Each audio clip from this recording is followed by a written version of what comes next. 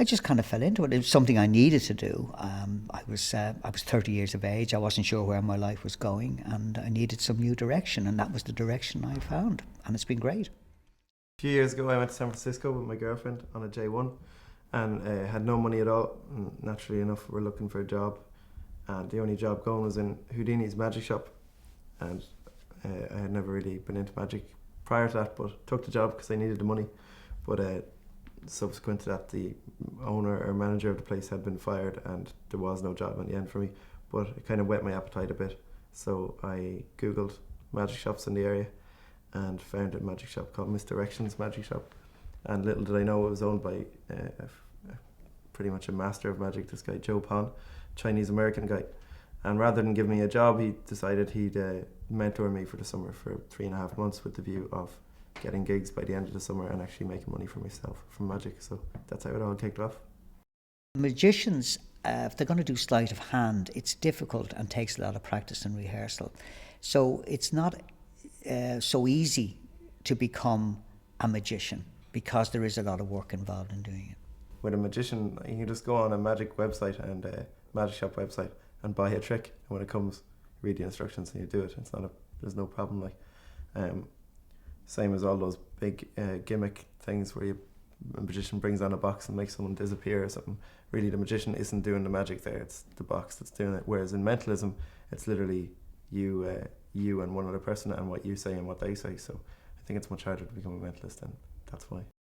But mentalists have, traditionally always been big earners. In fact, they've probably earned more money sometimes than magicians. My life has been a constant rehearsal from the time I started, and it's never stopped. My rehearsal time is actually quite short. I'd rather rehearse what I'm going to say rather than actually rehearse the trick itself, because not like other magicians, I don't really come out on the stage with a gimmick and be able to rehearse it. The gimmick is really in their mind, so the rest has to just kind of fall into place. So I'll say what I need to say and then hope that the trick works, because it works in the spectator's mind rather than a box working or a gimmick working. So in that respect, it's a different show every single time, and therefore the rehearsing, really a rehearsal is the live performance, because it needs to work with a random person each time.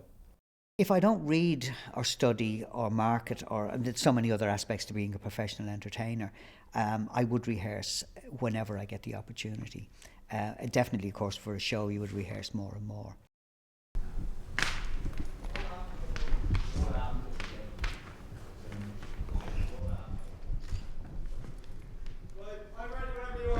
I'm ready, just waiting for lights and my mic. Just when you set up, I thought you wanted lights. No. I don't have a tape for that, though. The camera? Yeah. He's just setting up shots. What was going on there? I was getting really pissed off. I'm not a great advocate of I wear jeans and a jacket and I'm a performer. I think it's a bad image. I think you really need to look the part. A lot of younger magicians nowadays just turn up in a pair of jeans and walk out on stage, and I really think it deserves more than that. Shit. Alright, grand. Alright, grand. Sure, we'll just make do.